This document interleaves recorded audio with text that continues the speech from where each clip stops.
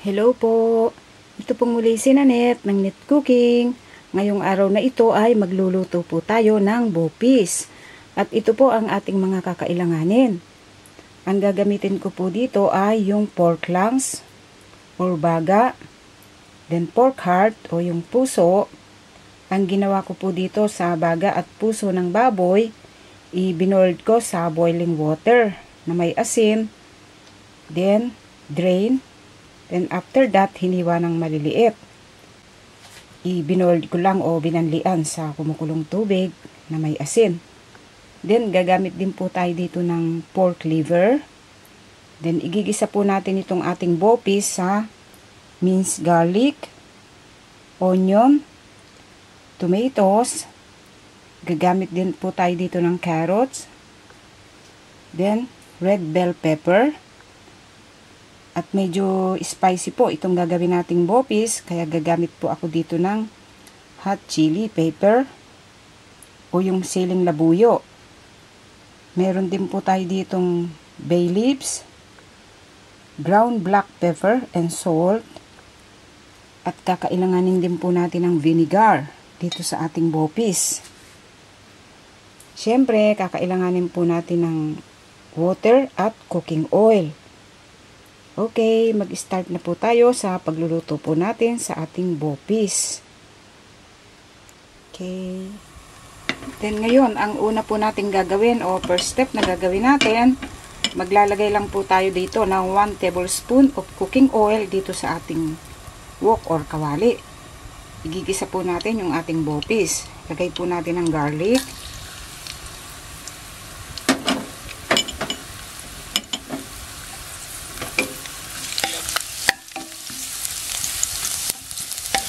Pag nag-brown na ito, ilalagay po natin yung onion.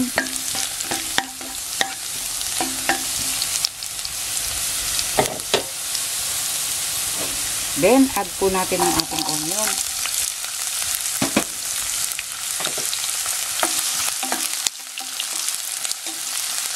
Then, ilalagay na po natin itong ating tomatoes.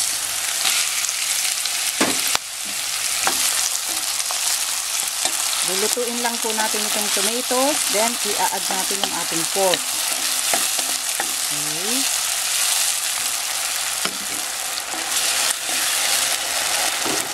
Then, okay na po ito. So, lalagay na po natin itong ating pork.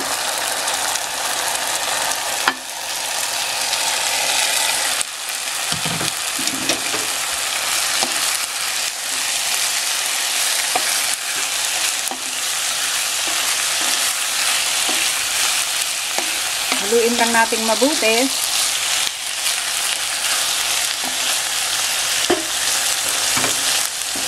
Lagay po natin yung ground black pepper and salt.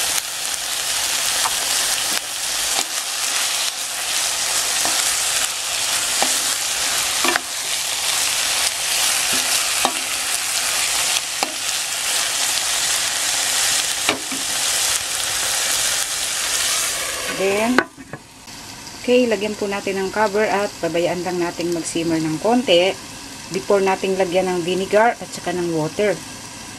Okay. Then, ngayon, i-check po natin after few minutes na simmering. So, ngayon, ang gagawin po natin ngayon,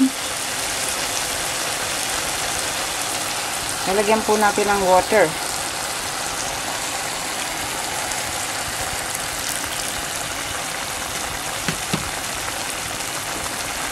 Lalagay na rin po natin itong ating bell pepper.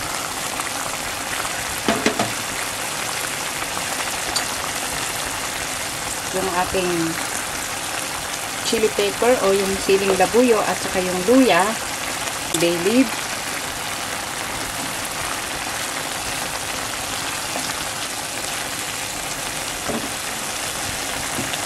Then, itong ating vinegar. Half a cup of vinegar po ang inilagay ko dito.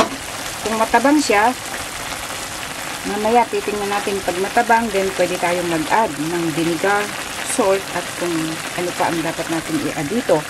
Ang gagawin po natin, lagyan po natin ng cover at hayaan po nating lumambot ng tuluyan yung ating pork o yung pork hearts at saka yung lungs. Okay, babalikan po natin ito mamaya.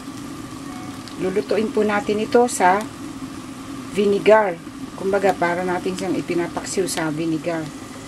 Then ngayon, after ng mga 30 minutes na pagpapalambot natin dito sa ating pork lungs at saka yung pork heart, check po natin.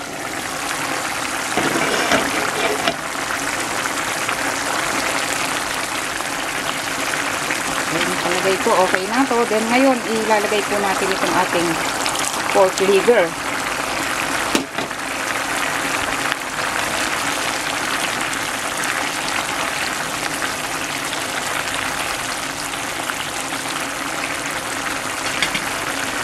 Then, itong carrots.